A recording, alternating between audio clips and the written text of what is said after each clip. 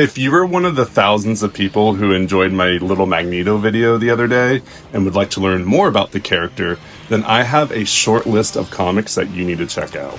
I wanted to keep this list short and relevant for any new readers who haven't indulged in X-Men at all, so I'm just going to cover his events from the last 5 years, but this is what I call the Essential Magneto list.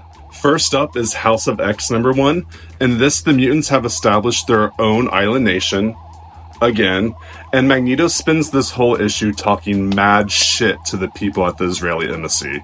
It is really cool. I'm only recommending issue 1 for this list, but if you like it, keep reading more. Next up is X-Men #4.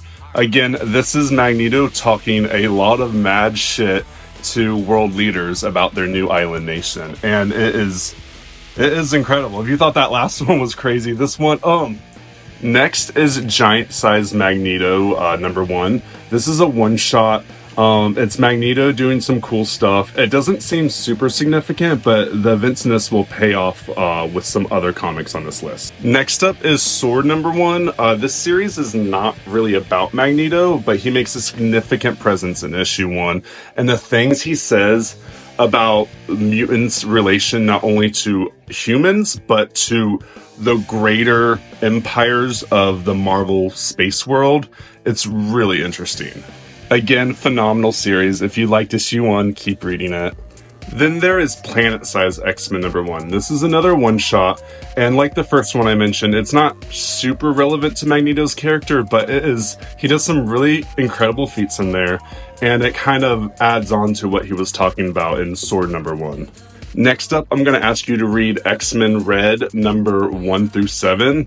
Again, if you like this series, keep reading the whole thing because it is not only one of the greatest Magneto stories, but one of the best Storm stories ever told. But this is the moment where Magneto starts to question if mutants are really superior to humans, and if they are, what the fuck is the point of that? And finally, if you don't read any of the other ones on this list, you have to read Resurrection of Magneto 1 through 4. It's actually only 4 issues long. Just like X-Men Red, this is also one of the best Magneto and Storm stories ever told. Cannot be missed. The art is phenomenal, and by the end of it, Magneto has an entirely new paradigm, a new perspective on mutant-human relations. So there you have it. There's your homework. If you haven't read these, go out. If you need any help or assistance, let me know. I have some advice. And if you have any recommendations for new fans, even if they're not from their last 5 years, throw them out here. Tell me what your favorite Magneto story is. And until next time, Magneto was right.